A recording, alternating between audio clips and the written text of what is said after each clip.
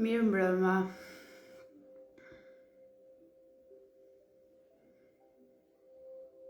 Mirë mbrëma të gjithëve. Sonte jemi në natën e dytë.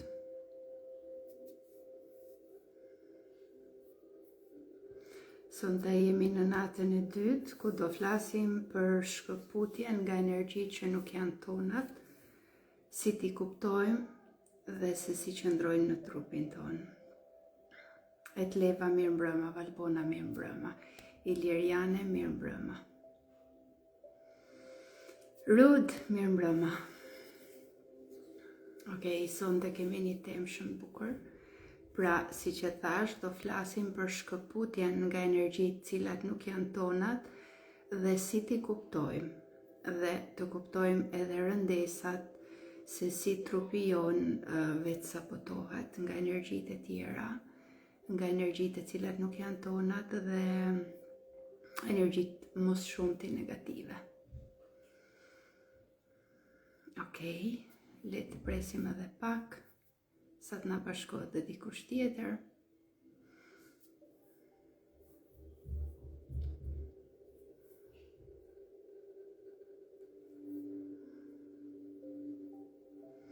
Okej, shpresoj që mbrëm kam dhënë njerëzit që kanë fitu Reikin falas, një ndër to është dhe Miranda Shehi. Ju lutem më kontaktoni për oraret.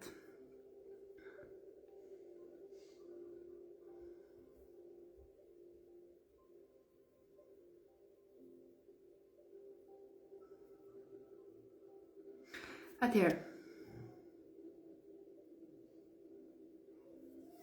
New Jersey, jam shumë mirë, ti si je? Mirand, jam shumë e lumtur, të lutem tek profili im poshtë ke dhe numrin tim të WhatsAppit, ku mund të kontaktojmë dhe të vendosim për oraret. Flora mirë mbrëma, mirë se erdhe. Atëherë, gjithsesi ne po vazhdojmë, pra duhet të dini se në nivelin shpirtëror ne nuk jemi vetëm trup fizik. Pra jemi më shumë energji dhe jemi shpirtra shumë dimensional. Nuk jemi vetëm në këtë trup fizik dhe nuk jemi vetëm të njëtrajtshëm. Si mund t'i mbledhim ne energjitë negative në mënyrë të pavetishme? Duhet të dim diçka, sa herë që ne takojmë njerëz të cilët jo se e bëjnë me qëllim, por që kanë energji të ullët, ne fillojmë të ndjejmë disa emocione të cilat nuk janë tonat. Pra janë ato emocione të cilat sa po takojmë një person, pasi shkëputemi nga ai ose nga jo, ose thjesht pasi që kemi bën një bisedë, ne fillojmë të ndjehemi jo mirë, mund të kemi fryrje barkut, mund të kemi dhimbje të cilat nuk i kemi ndjerë ndonjëherë, mund të ndjejmë ankth, mund të ndjejmë frikë. Pra kjo tregon që ne kemi bën një shkëmbim energjetik. Ne shkëmbejmë energji me secilin person sa herë që ne thjesht përshëndetemi. Sa herë që ne bëjmë një takim, qoftë fizik, qoftë energjetik. Pra thjesht edhe duke folë në telefon, ne me disa njerëz shkëmbejmë energji. Mund të japim, por ashtu edhe marrim. Tani, varet se cili potencial është plusi dhe cili është minusi. Nëse neve jemi në energji shumë të lartë dhe jemi shumë të lumtur, jemi shumë në harmoni me veten tonë, në moment që ne mund të flasim me një person i cili mund të ketë dhimbje fizike, i cili mund të ketë dhimbje emocionale, pas kësaj bisede ne fillojmë të ndjehemi shumë poshtë në energji, ose mund të kemi ndonjë frikë që absolutisht më përpara nuk e kemi patur. Ose mund të ndjejmë ankth, pra kjo tregon që ne në mënyrë të pavetdijshme kemi thith nga këta persona. Gjithashtu personi tjetër, nëse sidomos personat që punojnë me bioenergji, kur flasin ose kur kanë një bisedë qoftë edhe telefonike, fillojnë të ndjejnë shumë energji të forta, dhimbjet fizike që personi tjetër i ka, dhimbjet emocionale, qoftë ankthi, qoftë frika, qoftë depresioni, etj. etj. Kjo tregon që disa persona nuk janë të vetëdijshëm, nuk është se e bëjnë me qëllim, por kjo tregon që kanë disa trauma të pahapura në jetën e tyre.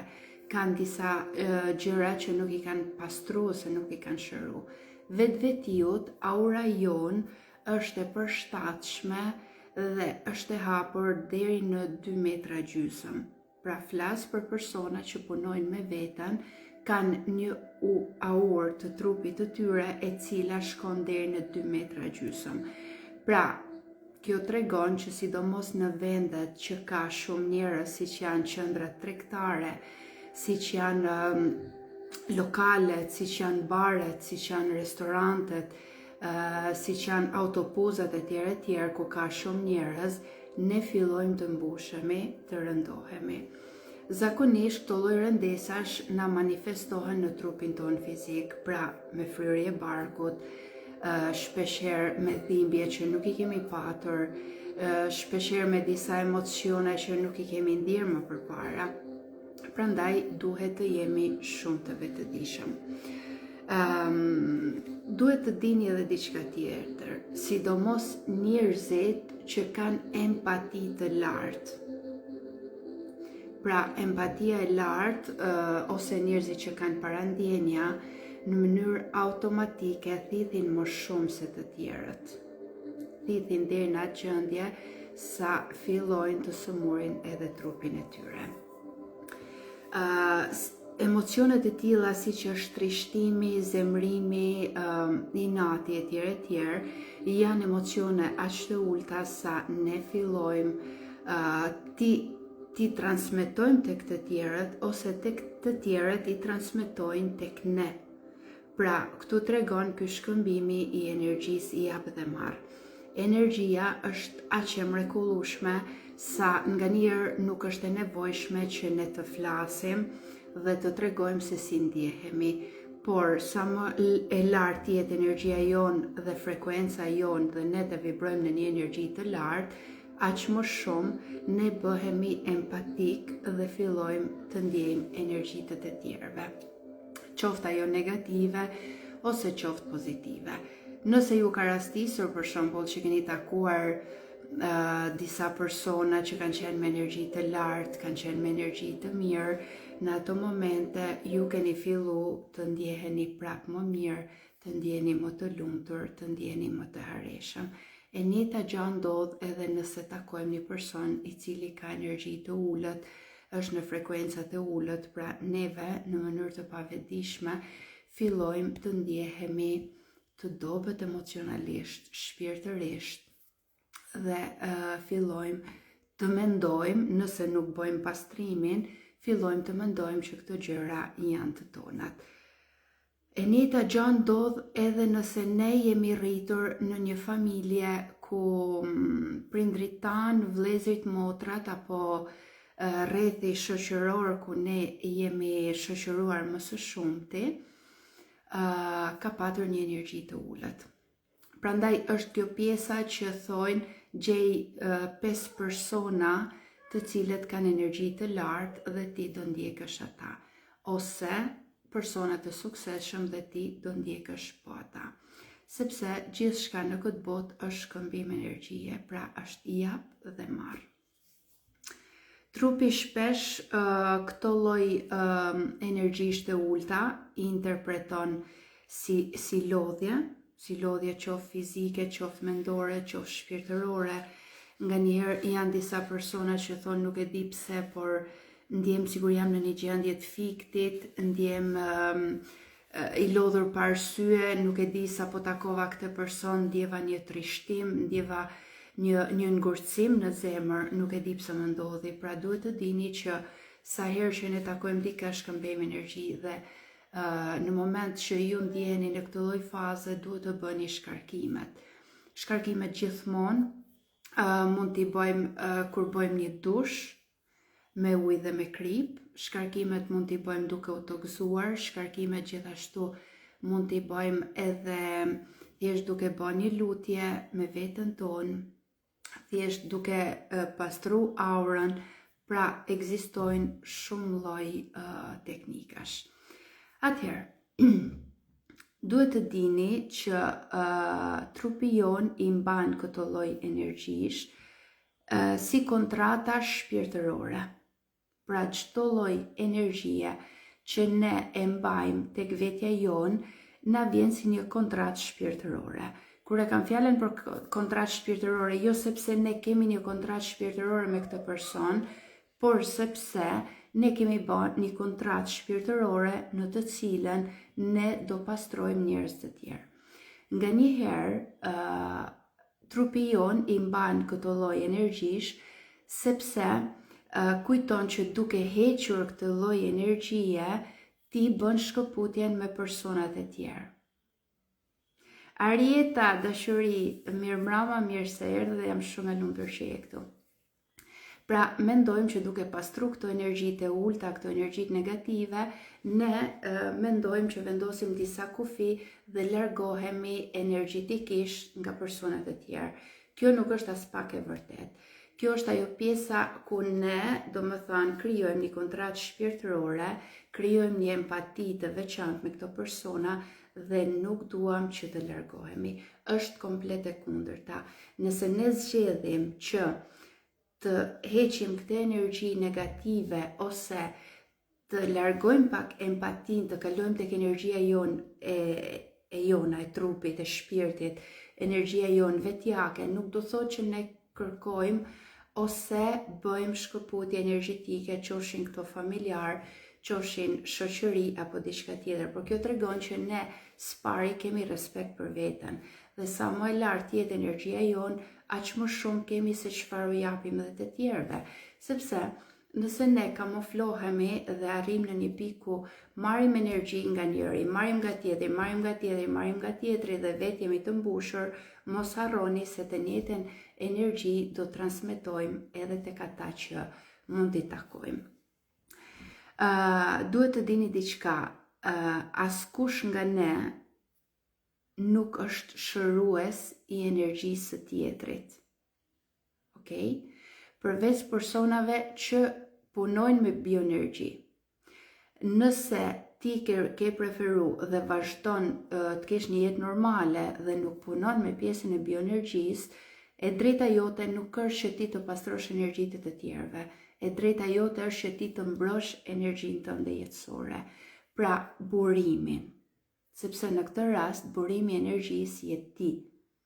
Pra, po flasim për energjinë fizike dhe përderisa në energji fizike je ti. Nuk ekziston dikush tjetër.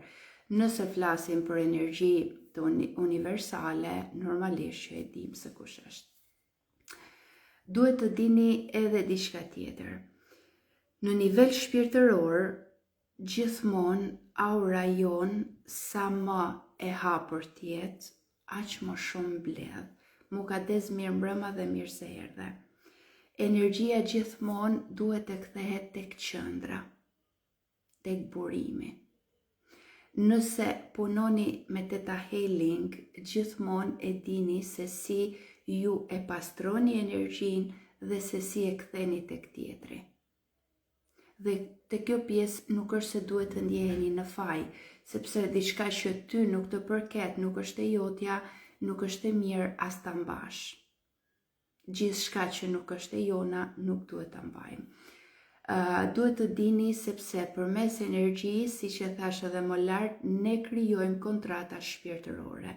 Nëse ne vendosim të mbajmë energji sado e ulët të jetë një personi, ne në mënyrë të pavetdijshme krijojmë disa kontrata shpirtërore dhe me këtë person gjithmonë kemi ose hatërmbetje, ose pritshmëri, ose në mënyrë të pavetdijshme ne jemi të lidhur dhe mund të thithim, ose thith ai nga energjia jonë, ose ne nga energjia e tij. Prandaj nuk është mirë që disa energji t'i mbajmë, ose disa energji t'i kemi si barë në jetën tonë. Duhet të dini edhe diçka tjetër, sa herë që ju mund të takoni një person, kushdo qoftë ai ajo që rëndësi ka, dhe filloni të ndjeheni nervoz, filloni të ndjeheni në energji të ullët. Gjithmonë kërkoni që ta pastroni këtë lloj energjie, sepse nuk është e juaja dhe nuk u përket ju, por pa fajsuar dhe pa gjykuar personin të cilin ju ka dhënë si dhuratë. Sepse kjo është një dhuratë, edhe pse mund të bëhet në mënyrë të pavetëdijshme. Atëherë, edhe diçka tjetër, energjitë të cilat nuk janë tonat, nuk vinë në mënyrë të pavetëdijshme. Ka gjithmonë një kontakt, një empati, një lidhje emocionale, sepse nuk vin nga hiqi, nuk mund të ekzistojë që një emocion në jetën tonë të vinë nga hiqi.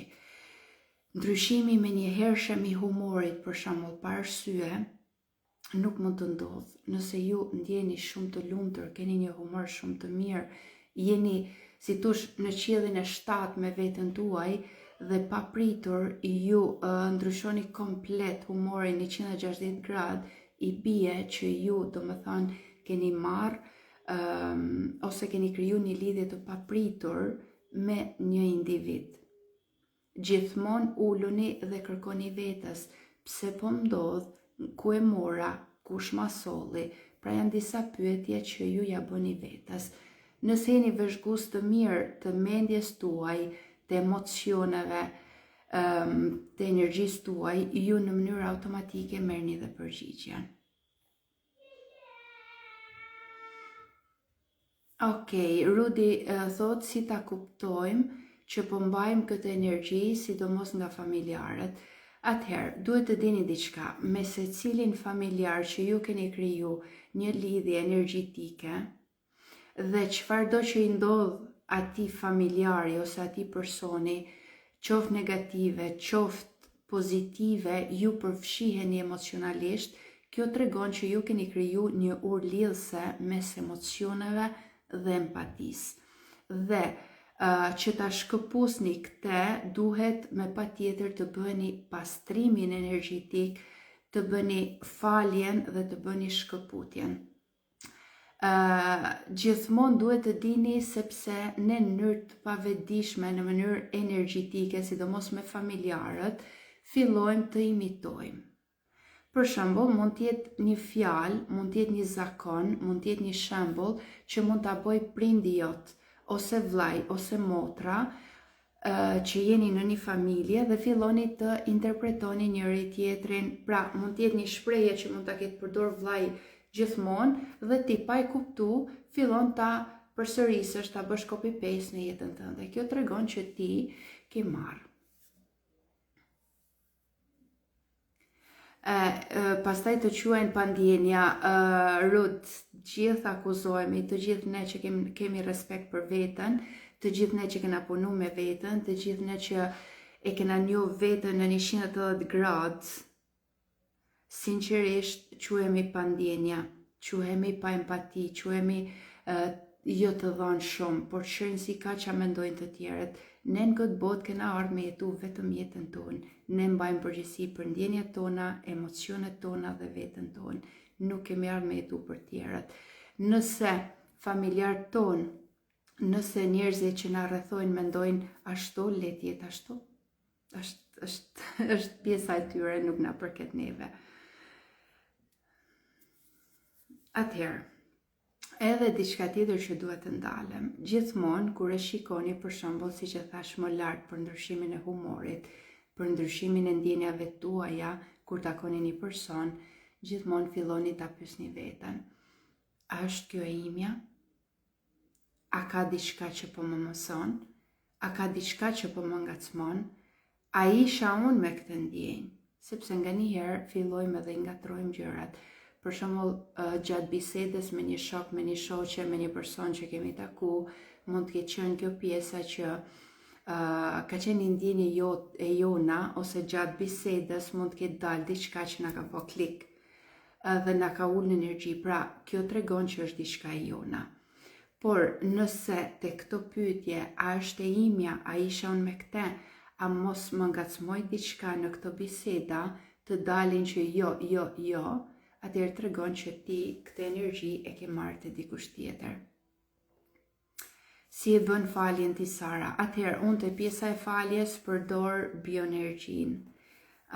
Gjithashtu edhe disa nga goca që kam këtu, që e kanë mësu si teknik, unë zakonisht e kjo pjesë bëj 2 teknika në një, pra bëj edhe shkëputjen energjitike, karmike, dhe gjithashtu bëj dhe faljen, pra është 2 në 1, nuk është se bëj vetëm faljen. Por gjithashtu mund të përdoresh edhe, për shembull të shkruash në një letër, unë e fal këtë person, liroj emocionet e mia, liroj veten, gjithashtu liroj dhe personin tjetër. Gjithashtu faljen mund ta bësh me Theta Healing. Gjithashtu mund të përdorësh edhe teknikën Ho'oponopono, është shumë teknike fort, shumë e mirë. Domethënë njoh shumë persona që e kanë përdorur dhe kanë patur një rezultat fantastik. Atëherë, si që thash edhe më lartë, nga njëherë ne kemi frikë edhe prandaj vendosim të mbajmë energji tek vetja sepse kemi frikën e refuzimit. Si që tha dhe Rudi dhe Eceki shumë bukur ku tha, nga njëherë tha njerëzit mendojnë që ne jemi pandjenja, jo sepse jemi pandjenja, por sepse jemi shumë të ftohtë emocionalisht. Të jesh i ftohtë emocionalisht është gjëja më e mrekullueshme dhe më e bukur që universi të ka dhënë. Pra, kjo është zotërim, sepse ti përveç se zotëron veten, zotëron edhe emocionet e tua. Por, disa njerëz që nuk shkëputen dot emocionalisht me disa persona, nuk shkëputen sepse mendojnë që do braktisen. Dhe nëse keni vënë re, kur ne shkëputemi emocionalisht nga disa persona dhe jemi më të ftohtë, është pjesa që nuk përfshihemi më. Qoftë për mirë, qoftë për keq, thjesht ndodhi, faleminderit, është e bukur, është e mirë dhe kaq, pra nuk përfshihemi. Kjo është frika më e madhe që shumë persona kanë, sepse mendojnë që duke bënë një shkëputje energjitike, mendojnë gjithashtu që kjo është në të keqen e tyre, mendojnë që do jenë shumë të ftohtë dhe kanë frikë të braktisin. Nëse keni vënë re, sa herë që ne jemi të lidhur emocionalisht, qoftë me nanën, qoftë me babën, qoftë me një vlla, me një motër, me tezën, hallën, me dikë, pra jemi shumë të përfshirë emocionalisht. Sa herë që ai ose ajo mund vrasi krahun, ose këmbën, ose i dhem koka, ne, nëse jemi të lidhur emocionalisht, të njëjtën ndjesi kemi edhe ne. Okej? Ndërsa kur bëjmë shkëputjen nga këto energji, çfarëdo që të ndodh, ne mund ta ndjejmë pak mpirje emocionale ose mund të na vi keq, por prapse dim që ta pasojmë. I tregojmë vetes që nuk është e jona dhe nuk ke pse vuan për këtë pjesë. Okej? Pra, këto lidhjet e bukura them që nuk duhet që të ekzistojnë në jetën tonë. Gjithashtu marrëdhëniet e vjetra. Për shembull, nëse ne kemi patur një marrëdhënie, qoftë një marrëdhënie dashurore, një divorc, një lidhje të fortë që kemi patur me njerëzit të cilët kanë ndruar jetë, qofshin familjar, qofshin shoqëri etj, e mira është gjithmonë që të bëjmë shkëputjet energjitike, sepse me njerëzit, sidomos me njerëzit që kanë ndruar jetë, neve na lidh zinxhiri energjitik. Tani, ose personi shpirtërisht merr nga energjia jonë dhe ne gjithmonë e tërheqim në dimensionin tokë, në 3D, ose ne marrim nga ai dhe shpesh herë mund ta kuptoni për shembull sa herë që mendoni për këto persona. Sa herë që mendoni ku janë, si janë, a janë rinkarnu, a ekzistojnë, pse s'po i shikoj në ëndër, pse po i shikoj në ëndër, kjo tregon që lidhja juaj akoma është e fortë. Atëherë dikush thotë si ishte kjo teknika e fundit, nuk e kuptova. Natasha është teknika Ho'oponoponos, që përdoren fjalët më vje keq, të lutem më fal, të dua, faleminderit. Mund të vazhdosh ta përsëritësh për 30 minuta, 40 minuta, 50 minuta, po sa të dëshirosh ti.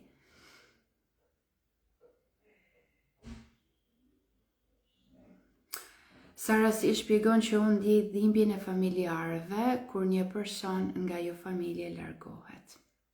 Atëherë, Rud, e njëjta gjë mu më ka fut në ankth, mu më ka fut në stres, mu më ka fut në depresion, sepse sa herë që takoja një person, sidomos kur ishte duke ndruar jetë, unë e dija. Sa herë që takoja një person i cili po ndrote jetë, qoftë edhe 6 muaj para ose 3 muaj para, unë e ndjeja. Nuk e dija nga se, nuk e dija qysh, nuk e dija pse, thjesht doja që ky person është drejt fundit. Nga njerë mendoja që është frika ime, por jo, gjithmonë dilte që ishte ajo. Tani, duhet të dini dhe diçka, çdo person i cili ndron jetë nuk merr diçka me vete, merr vetëm shpirtin, energjinë. Pra shpirti është energji, vetëm këtë pjesë e merr. Trupi fizik, bashkë si që i thojnë këto mëkatet, gabimet, shqetësimet e tjerë, qëndrojnë në tokë, shpërndahen nëpër njerëz. Dhe duhet të dini diçka tjetër. Sa herë që një person ndron jetë dhe lën dhimbjen në këtë botë, kjo zakonisht fillon dhe ndahet tek familjarët. Dhe normalisht që nuk është e lehtë që ne të bëjmë një shkëputje me dikë që ndron jetë, sepse ti nuk e takon më fizikisht. Dhe për disa persona duket shumë e dhimbshme. Okej? Por ma besoni që në mënyrë energjetike ju jeni të lidhur gjithë jetën, nuk është e nevojshme. Atëherë, prandaj dhe ti ndjen dhimbjen e familjarëve, sepse familjarët faktin që nuk e prekin, faktin që nuk e dëgjojnë, faktin që nuk e shohin një person, mendojnë që ka ikë një herë për gjithmonë. Por duhet të dini që shpirti është i përjetshëm, shpirti është qenie shumë dimensionale dhe shpirti nuk vdes, shpirti është tempulli. Pastaj, duhet të dini edhe diçka, pse ndjejmë ne dhimbjet e familjes tonë. Sepse nga njerë në mënyrë të pavetdijshëm, sidomos fëmijët të cilët janë me empati të lartë, fëmijët që janë të ndjeshëm, fëmijët që janë më të urtit, zakonisht ose fëmija i parë ose i vogli, marrin një rol shpëtimtari ose kujdestari. Okej? Pra, ndodhin të dyja gjërat. Në të parën mund të marrësh rolin e shpëtimtarit, sikur ti ke janë këtë botë të shpëtosh familjen, të shpëtosh vëllezërit e tu, motrat e tuja, ose kujdestarin, pra të kujdesesh. Nga njerë ne harrojmë dhe në mënyrë të pavetdijshme bëhemi prindër të prindërve tanë. Pra, duke i mbajtur shumë afër prindërit tanë, duke ju dhënë mendime, duke u kujdesur për to qoftë në mënyrë financiare, qoftë në mënyrë njerëzore etj. Dhe këto gjëra ne marrim rolin e kujdestarit, pra kujdesemi dhe bëhemi prindër të prindërve, pa qenë nevoja. Ose bëhemi prindër të vëllezërve dhe motrave tonë, rritemi para kohe. Okej? Shumë faleminderit. Marie, faleminderit. Atëherë, duhet të dini diçka. Çdo herë që doni ose dëshironi të dilni nga shtëpia, gjithmonë mbroni aurën tuaj. Aura juaj është ajo e cila ju shërben si mbrojtje. Është ajo e cila përveç se mbron trupin ton fizik, na mbron energjin ton, na mbron shpirtin ton. Jo gjithçka, mos e bëni veten si një kosh me turinash në të cilin kushdo që kalon hedh diçka, sepse do vini kohë ku të gjitha këto gjëra, kur ju të dëshironi që t'i shëroni ose t'i pastroni tek vetja, thjesht nuk do dini nga t'ja nisni, nuk do dini cilën të pastroni më të parën. Prandaj, bëjeni veten versionin tuaj më të mirë, versionin tuaj më të pastër dhe respekti për veten është primari. As një energji e cila nuk është barre juaja. Dhe kur them barre juaja, e kam fjalen për këdo tjetër përveç se normalisht duke qenë të vegjël ne do kujdesemi për fëmijët dhe her pas here, për shembull edhe unë që bëj bioenergji, lejoj që shkarkimet e fëmijëve t'i bëj edhe përmes meje dhe është diçka, është zgjidhje imja. A është mirë? Nganjëherë edhe nuk është mirë, por janë fëmijë. Tek pjesa e tjetër nuk u shërben juve. Atëherë, duhet të dini dhe diçka tjetër. Pse lejojmë veten ne që të ngarkohemi nga këto energji? Sepse ndërgjegja jonë mendon se kështu jemi të dashur. Pra, her pas here, neve e lejojmë veten që të mbajmë këto energji duke ditur që neve jemi të dashur, neve jemi të dhëmsur, neve duhet të vuajmë edhe për të tjerët, neve duhet të qajmë edhe për të tjerët, neve duhet na vi keq edhe nëse dikujt i ndodh një fatkesi apo diçka. Okej? Rudi thot nga dashuria. Më thuaj më shumë, Rud, çfarë nga dashuria? Nga dashuria për fëmijët? Atëherë, janë edhe disa gjëra që neve na i kanë interpretuar, sidomos si fëmijë, ku thonë, për shembull, nuk ka dashuri pa sakrificë. Okej? Pra, gjithmonë na kanë interpretuar ose na e kanë mësuar që dashuria gjithmonë do sakrificë. Pra, ne duhet të sakrifikojmë për një person apo për diçka. Rud, duhet të dish diçka dritë, sepse ne mund ta bëjmë nga dashuria sigurisht, por pa u përfshirë. Kjo është e bukra. Klodi, mirë mbrëma. Lulieta, mirë mbrëma. Nagjire, mirë mbrëma. Atëherë, asnjëherë mos pranoni edhe nëse ju kanë thënë më përpara që dashuria do sakrificë. Dashuria do dashuri, jo sakrificë. Sepse në disa gjëra na i kanë interpretuar në jetën tonë, për shembull, dhe këto janë energji vërtet të ulta, siç thonë, duhet punosh shumë që të fitosh pak. Okej? Ose dashuria do sakrificë, dashuria nuk do sakrificë, dashuria kur është e sinqertë, ti mund ta duash një person edhe pa u përfshirë në emocione. Mund ta bekosh një person edhe pa u përfshirë në emocionet e tij apo të saj. Mund të jesh prezent në jetën e një personi. Duhet të dini diçka, sipas shkencës, mjaftojnë vetëm 8 minuta në ditë që ne një personi t'i japim prezencën tonë. Okej? Pra, janë vetëm 8 minuta. Nëse një personi ju i kushtoni 8 minuta në ditë vëmendje, kjo tregon që ju emocionalisht ja keni dhënë atë çfarë i duhet, çfarë është e denjtë për te. Duhet të jemi gjithmonë të fortë. Shpeshherë edhe këte na e kanë interpretuar dhe na kanë thënë shiko se duhet jemi shumë të fortë, duhet jemi shumë të vëmendshëm, për çfarë jemi të fortë. Nëse ne e ndjejmë veten që jemi të lodhur emocionalisht, nëse kemi nevojë për pushime, nëse kemi nevojë për mbështetje, nuk është e nevoja që të tregojmë të fortë. Gjithçka që është e shumtë, gjithçka neve na bëhet ngarkesë. Qoftë edhe nëse kemi gjithë jetën një person i cili vetëm na thot fjalë të mira, nëse keni nëse keni dhënë shumë vëmendje, vjen një moment që thu, jam mësuar me këto gjëra. Pra, neve duke qenë njerëz me horizonte kërkojmë gjithmonë diçka ndryshe. Nuk duhet të jemi të fortë nëse vërtet nuk ndjehemi të fortë. Kush e tha? Nuk është një ligj. Nuk është diçka primare. Arsi Stella, mirë mbrëma.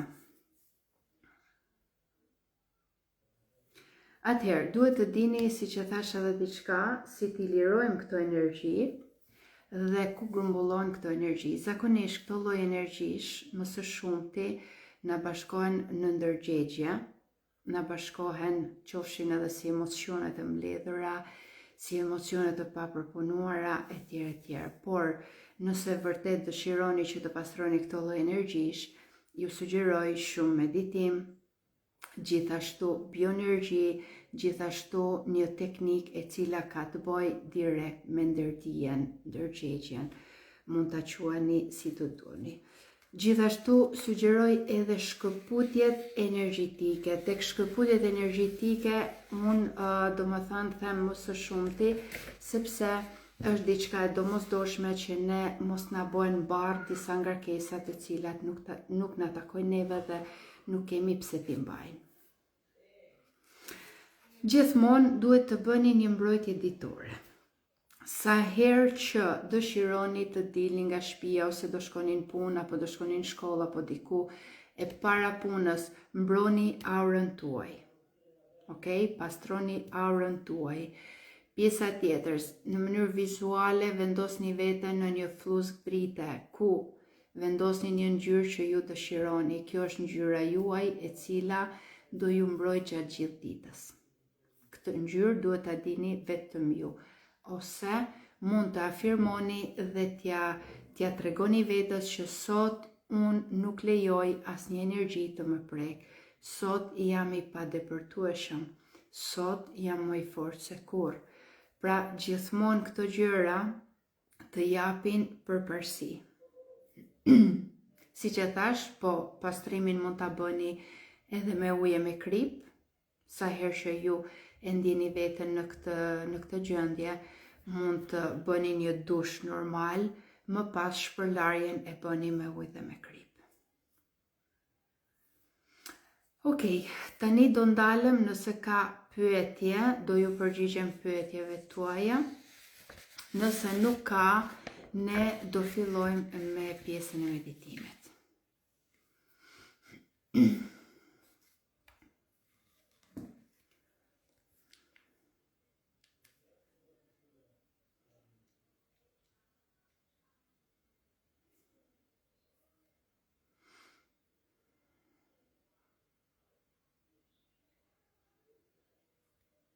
Okej, me sa po shoh pyetje këtu nuk ka.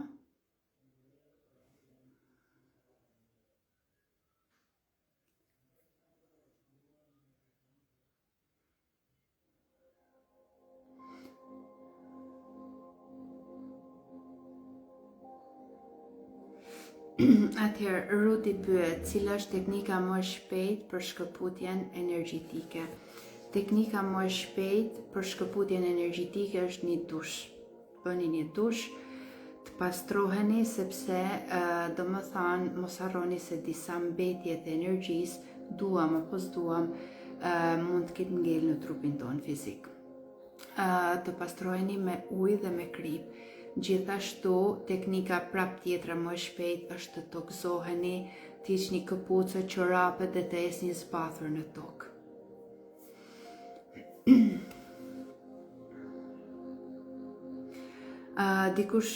Klodi pyet, Sara, si mund të mbroj aurën pasi jam e ndjeshme ndaj energjive të tjerëve. Mbrojtja e aurës e vendos veten në një fluzg drite ku ngjyrën ti e din vetëm ti, dhe vendos për shembull 3 afirmime, në të cilat do thuash: sot jam në paqe, sot jam e padepërtueshme, sot lejoj vetëm energjinë e paqes, ose energjinë e dashurisë. Pra, i zgjedh ti 3 afirmime dhe në këto 3 afirmime vendos një fluzg drite ku ngjyrën e saj e din vetëm ti. Për njerëzit që janë larguar emocionalisht, fizikisht, si mund ta bëjmë shkëputjen? Atëherë, për çdo njeri i cili është larguar nga jeta jote, qoftë një shok, një shoqe, një familjar, kushdo që ka vendosur të zgjedh rrugën e tij dhe është larguar nga ty, shkëputjen energjitike ti mund ta bësh në mënyrë vizuale. Nëse nuk dëshiron në mënyrë vizuale, mund të punosh me një mentor i cili edhe për persona që kanë ndruar jetë, po mund punosh me një mësues i cili punon me bioenergjinë dhe të ofron shkëputjen energjetike, sepse shkëputjet energjetike punojnë ose mund t'i bëjmë gjithashtu edhe me bioenergji. Bioenergjia për mua është më e fortë sepse sinqerisht punon në nivel qelizor, në nivel shpirtëror, gjithashtu në nivel fizik. Pra, duke i dhënë mundësi trup, mendje dhe shpirt, ti e riparon më shpejt veten. Është tjetër gjatë ti të bësh një seancë me veten tënde, tek për tek, varet se sa e gatshme je për të liru dhe për shkarku. Ndërsa normalisht kur ke një mësues i cili ta ofron si teknik, unë sugjeroj që gjithmonë ta bësh me një mësues. Deni. Okej, më thoni se si ndjet muzika, ju luta.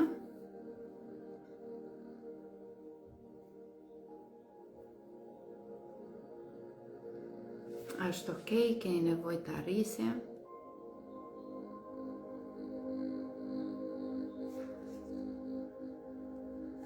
Deni, faleminderit ty që je këtu. Shumë mirë, okej, grazie Ruth. Atëherë, është e ullet, okej, të arrisim pak. Tani është më mirë. Pra, sonte kemi meditimin për shkëputjen energjetike të gjitha energjive të cilat nuk janë tonat. Sepse duhet të dini që energji nuk marrim vetëm përmes njerëzve, marrim edhe përmes shtëpiave. Pra, nëse një shtëpi e cila kanë jetu shumë breza më përpara nesh, të gjithë energjia është e mbartur. Marrim energjinë e vendeve ku kemi shëtitur, ndjesive, sidomos energjitë e spitaleve, të cilat mbesin në jetën tonë. Mos e merrni sepse unë më shumë më përqendrova tek energjia ndërmjet njerëzve, por marrim edhe energji nga vendet, nga ngjarjet, nga shtëpitë etj. Miranda, meditimin mund bëhet ose ulur ose shtrirë si të dëshironi. Atëherë fillojmë avash avash.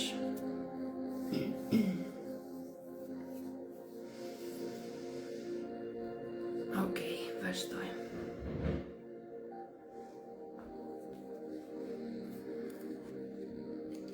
Mbyllni sytë.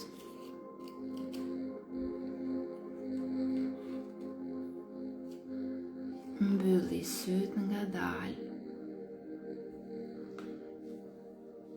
Dhe vendos një dorë mbi zemër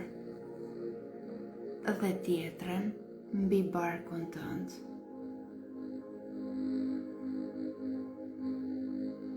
Merr frymë thellë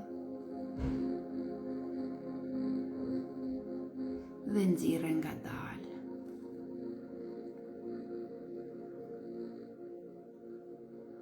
Merr sërish frymë thellë dhe nxirre ngadalë.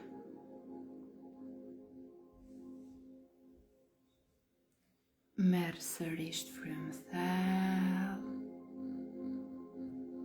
dhe nxirre ngadalë. Dhe tani ti e kupton dhe e vëzhgon që në çdo frymë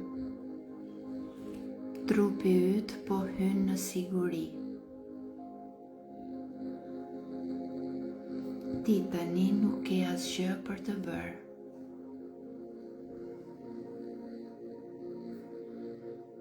Asgjë për të mbajtur.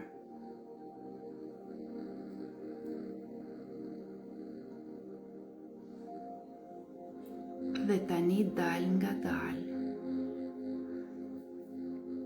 Dërgoje vëmendjen tënde te këmbët. dhe në mënyrë vizuale ndjeje tokën e cila të mban. Lejo çdo tension që të shkrihet.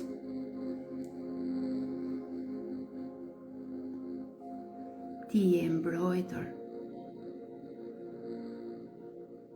e mbështetur, dhe frymarrja jote është qelësi dhe shërimi i gjithçkaje.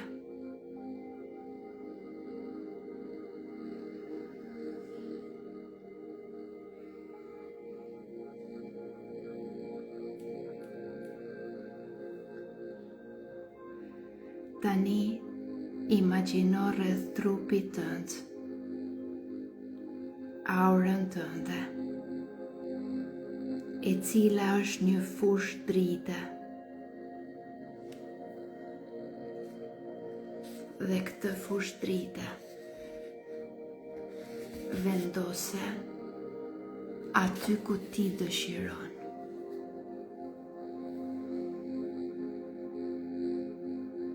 Ndoshta mund të ndjesh errësirë, peshë, shtrëngim, paragjykim. Ti mos gjyko, vetëm bëhu vëzhgues i vetes tënde.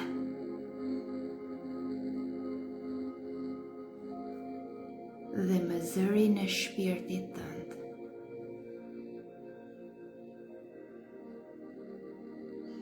fillo të kërkosh brenda vetes çdo energji që nuk është e jotja. Vëzhgoje ngadalë se ku po e ndjen këtë energji. Si po e ndjen.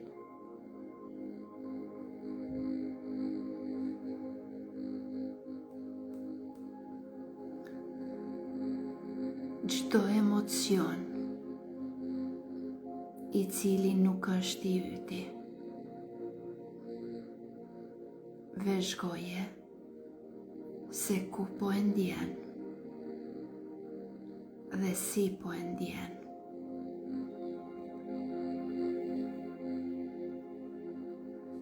Vëzhgo çdo mendim apo barë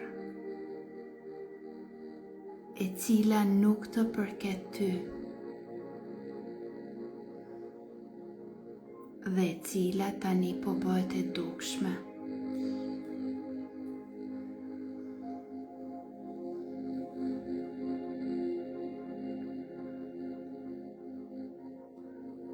Mund të shfaqen fytyra, ndoshta zëra, ndoshta ndjesi, por ti mos u kap pas tyre. Ti je thjesht dëshmitar dhe vëzhgues i vetes tënde.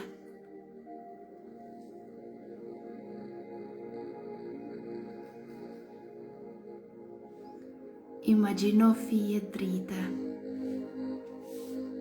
të cilat dalin nga aura jote.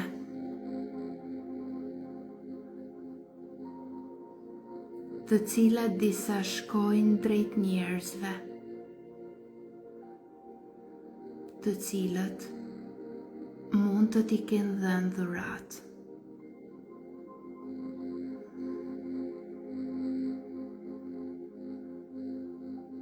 Dhe disa fije të tjera drejtohen drejt vendeve ku ti mund t'i kesh marrë këto energji.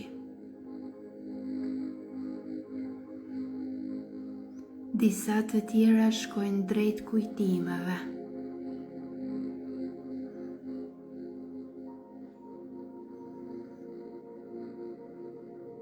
Por ti bëhu thjesht vëzhgues. dhe thuaj me zërin tënd të brendshëm. Ju falenderoj për mësimin, por tani po ju kthej energjin tuaj dhe po marr timen mbrapsht.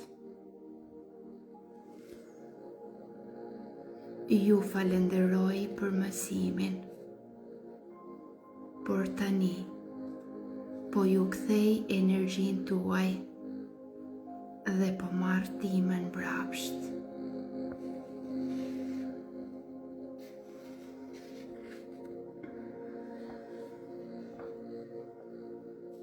Dhe në çdo frymë që ti ndjen,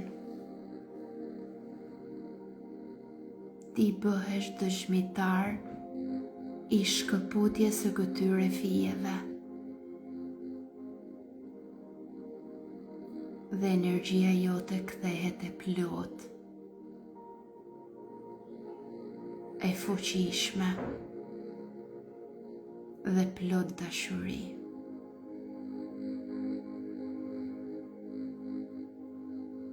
Aura jote mbushet,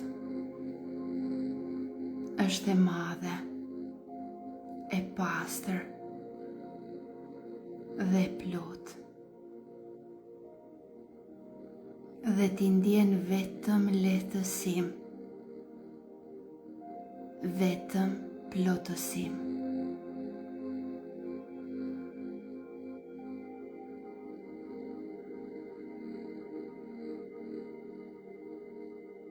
Dhe ti ndjen një dritë e artë, e cila e rrethon të gjithë trupin tënd.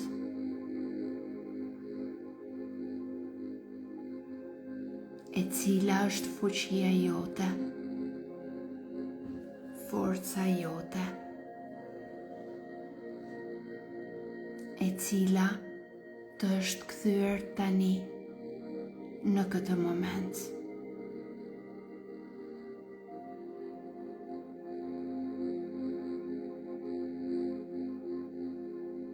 Dhe aura jote mbyllet butë, është elastike, e shëndetshme. Dhe ti mban atë çka është e jotja.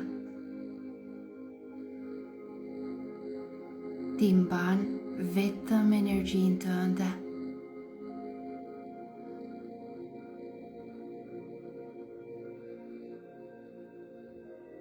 Ti je e lirë, e ndjen trupin të plot,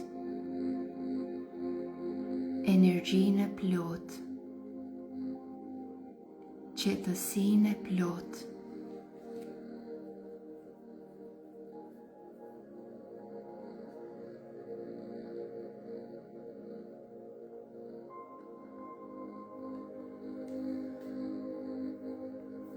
Dhe tani le të kujtojmë një moment. Një person, një vend, apo një ngjarje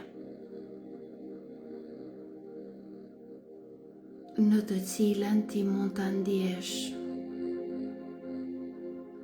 që je mbushur me një energji e cila nuk është e jotja, e cila mund të jetë bërbar ose të është bërë dhurat. Mund të jetë një ngjarje, një person apo një situatë. Nuk është e rëndësishme se çfarë është. Ti vetëm kujtoje.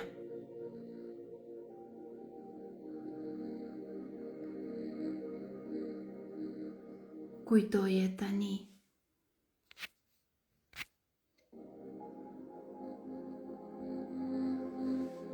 Dhe unë do bëj lirimin e saj. Kërkoj që në përmes krijuesit të gjithë shkaje, çdo energji, çdo emocion, e cila mund të ketë ardhur nga vendet, njerëzit, apo situatat e ndryshme, të dërgohet tek drita, të kthehet në dritë, dhe ju të merrni fuqinë e merituar. Të bëni një shkëmbim energjetik në të cilin të jepni çfarë nuk është e juaja dhe të merrni çfarë është e juaja.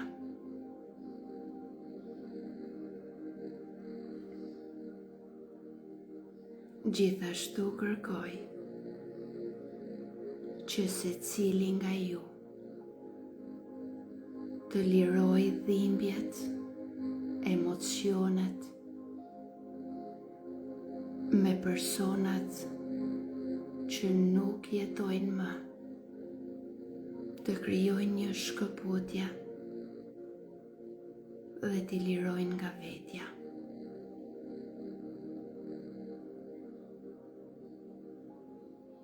Gjithashtu kërkoj që secili nga ju të mbushet me një energji të re, me energjinë e fuqisë, me energjinë e shërimit, me energjinë e pasionit për jetën,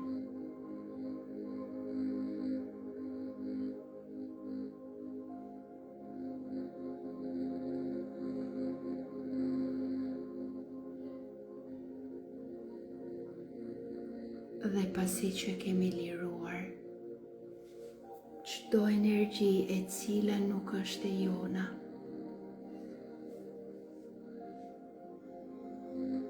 mbushemi sërish me një energji të re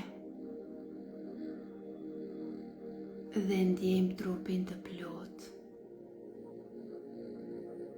veten të plot,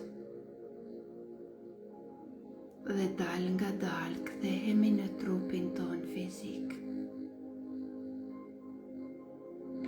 Mund të vazhdoni të lëvizni këmbët, duart, të merrni frymë thellë dhe ta lironi. Dhe kur të ndjeni gati, mund t'i hapni sytë.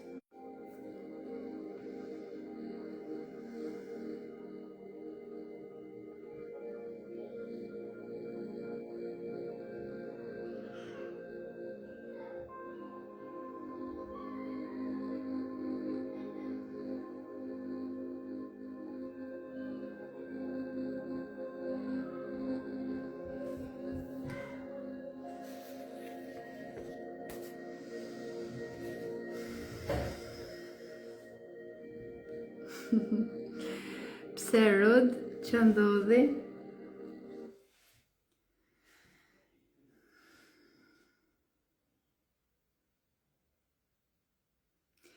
Dorina, live do ruhen, por do hidhen në YouTube. Gana, faleminderit ty. Rod, shkarkim dritë.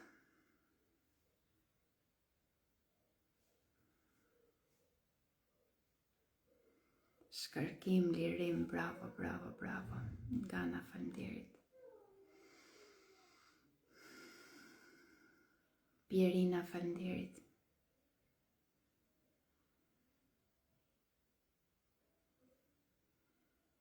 Lendita, faleminderit. Faleminderit ty, Rod. Atëherë, nëse nuk ka ndonjë pyetje, takimi i radhës është nesër, siç e kemi thënë, janë 9 ditë, 9 tema, 9 meditime.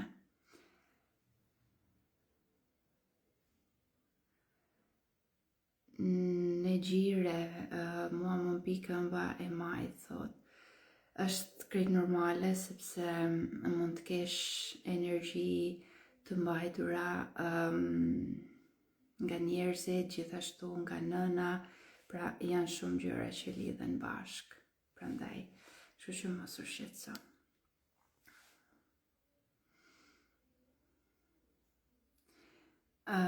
Faleminderit ty Arsi Stella. Okej, gjithsesi live-i do jetë edhe në YouTube, mund ta shikoni edhe aty. Klodi, faleminderit ty. Iliriane, faleminderit ty.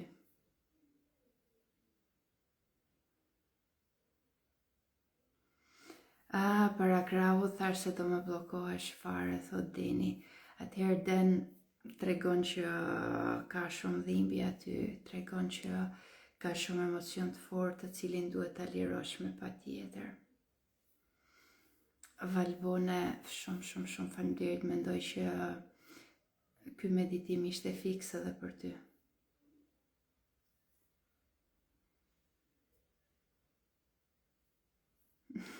Klodi, jam shumë e lumtur. Klodi thot zeri yt ishte mrekulli, po arrit të kuptoj më mirë meditimin.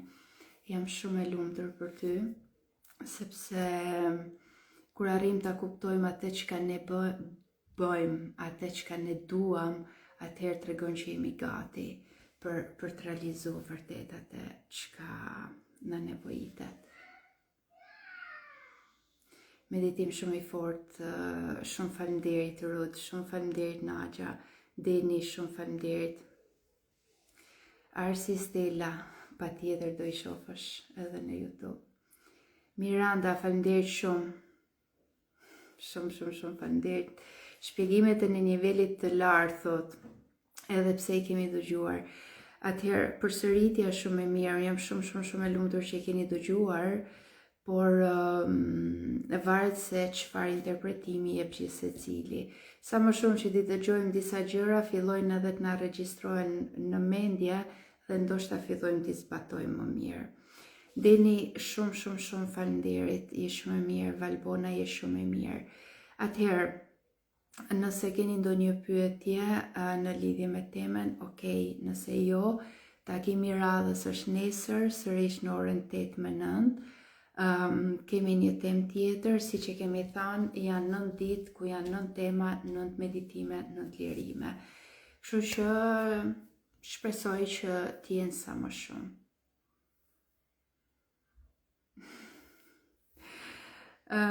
Rugova, kështu po ta lexoj emrin sepse FP, okay.